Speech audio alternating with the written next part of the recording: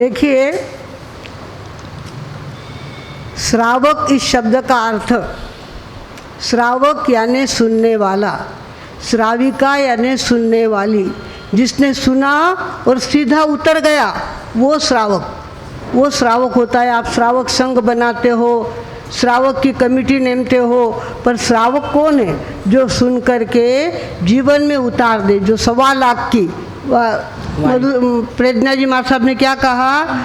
जो सड़ई कान में डाली वो सीधी का उतरी पेट में नीचे उतरी। हमको सुन करके सीधे अंतःकरण में उतार लेना है। हमारी बड़ी साधु वंदना बनाने वाले पूज्य श्री जयमल जी मार साहब ने खाली कुंता मार साहब होता भूधर जी मार साहब का आधा व्याख्यान सुना और जिसके अंदर ब्रह्मचर्य की महिमा उन्होंने गाई थी।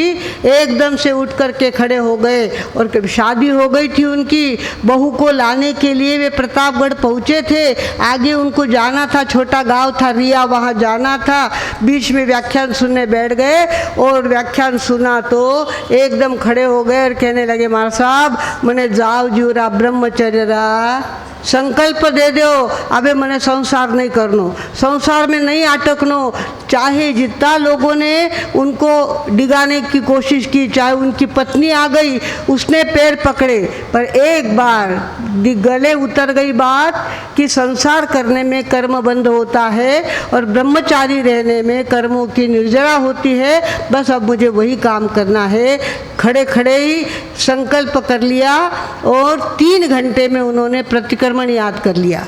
मार साहब ने कहा प्रतिक्रमण के सिवा हम दीक्षा नहीं देते, तो 3 घंटे में परिक्रमणा भी याद कर लिया। और ये बड़ी साधु वंदना 111 गाथा उन्होंने 3 घंटे में बनाई। 17 शास्त्रों का सार उसके अंदर है। खाली एक आधा व्याख्यान सुना, उसके अंदर उन्होंने भगवानों हमें भी चाहिए, हम यहाँ बैठते हैं, आठे बैठान ध्यान घरे रेवे, घर दूध रो भुगलो माए कपाट में रखियो कि नहीं रखियो, नींद की आएगी तो कहीं करा।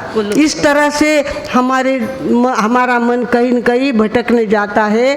अपने फायदे के लिए हमें सुनना है। यहाँ आते हो, एक ध्यान से सुनो, एक ध्यान से अंतःकरण में उतारो और उसका जीवन में प्रयोग करो तो कुछ फायदा है। भगवान केल्याशिवाय होत नाही, केल्याने होता है रे, केले आधी केलेची पाहिजे। तो करना है हमको, क्या करना है? कधी बसूनी शांत तू कर विचार, कधी बसूनी शांत तू कर विचार। तुझा तुझ वीण जगती कोण आधार, तुझा तुझ वीण जगती कोण आधार। जुळवूनी प्रभूशी एकतार, कधी बसूनी शांत तू कर विचार, कधी बसूनी शांत तू कर विचार।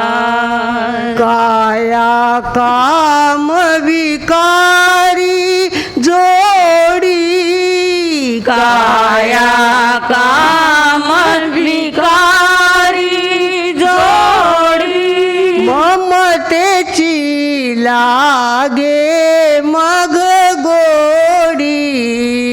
काया काम विकारी जोडी, ममतेची लागे मग गोडी। मग संसारी रमसी फार, कधी बसूनी शांत तू बोला कर विचार, कधी बसूनी शांत तू कर विचार।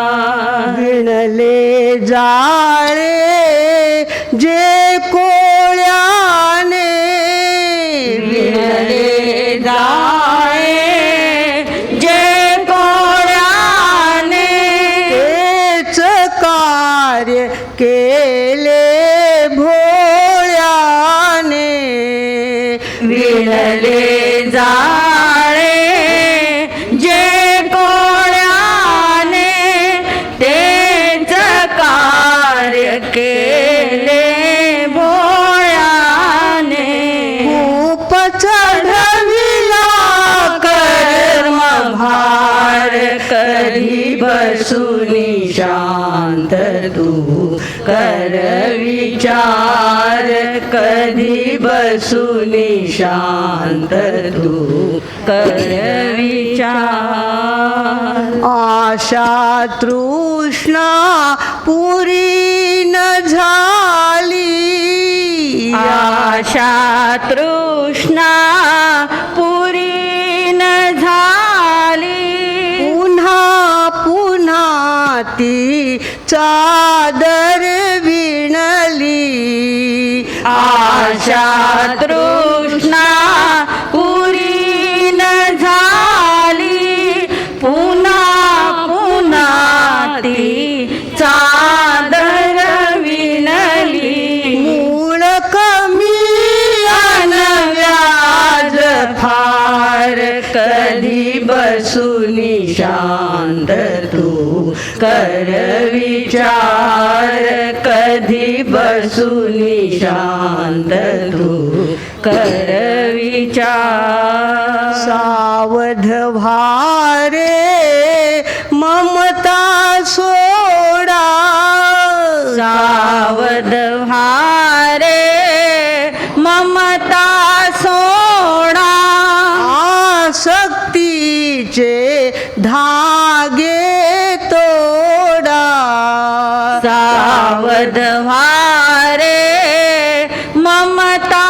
सोडा आसक्तीचे धागे तोडा नेईल प्रभु प्रीतीच पार कधी बसूनी शांत तू कर विचार कधी बसूनी शांत तू कर विचार तुझा तुझ वीण जगती कोण आधार तुझा तुझ वीण जगती कोण आधार हो जुळवूनी प्रभूशी एकतार कधी बसूनी शांत कधी बसूनी शांत कधी बसूनी शांत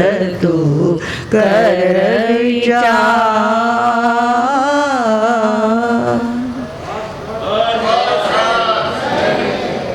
इस प्रकार हमें खुद को करना पड़ेगा। भगवान महावीर का कहना है तेरे सामने जो परिस्थिति निर्माण हुई है वो तेरे कारण हुई है। तू अगर सावचेत हो जाए, तू सुनकर के ग्रहण करने लग जाए, तू सुनकर के अपना आचरण सुधार दे तो देखते देखते तेरा दमदार और बेड़ा पार हो सकता है।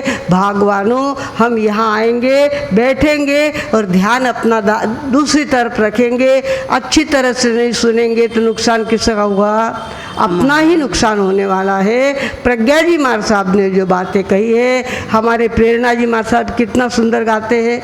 उन्होंने भी छोटी उम्र में दीक्षा लिए, 12 साल के थे वो दीक्षा लिए तब, ये 10 साल के वो 12 साल के थे। दोनों ने अपनी खुशी से दीक्षा लिए और उनके दादी जी मांडी पर उनको सुलाते थे और उनको कथाएं सुनाते थे। चंदन बाला की कथा सुना, सुदर्शन की कथा सुना। वे सुनते सुनते सुनते उनके दिमाग में दीक्षा की बात पक्की बैठ गई और दीक्षा लेने के बाद गुरुदेव की बात ऐसी पक्की मन में बैठ गई कि झुको गुरुदेव के वे उसोच करनो जिसो गुरुदेव री आज्ञा है उसीच आपलं जीवनचर्या रखनी। इस प्रकार भगवानों छोटे छोटे बच्चे देखो पूरी जिंदगी सौंप देते हैं और अच्छा वर्तन करने में अपनी शक्ति लगा देते हैं। हम भी ध्यान रखेंगे। आज प्रज्ञा जी मार साहब ने इतनी छोटी उम्र में दीक्षा ली, इतना बढ़िया उपदेश आपको दिया है कि सुनो, वो ग्रहण करो। वो 1.25 लाख का वो 1.25 लाख की मूर्ति होती है जो गले के नीचे उतरती है।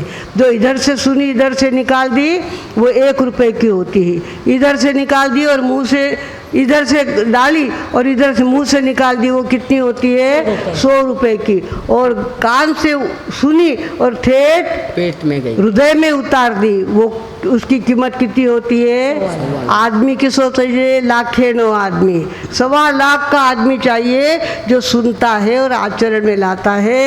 ये बातें अगर अब ध्यान में रखेंगे, इतना समय आप देते हो, इतना समय हम लगाते हैं, उसका फायदा कब होगा? जब जीवन में प्रकाश आएगा, जीवन का अंधेरा दूर होगा तो ही हमारा सुनना हुआ कुछ फायदेमंद होगा। आज जो सुना है उसको हम आचरण में लाएंगे, ऐसा संकल्प करें, ऐसी भावना रखते हुए अब मैं विराम लेती हूँ। ओम शांति।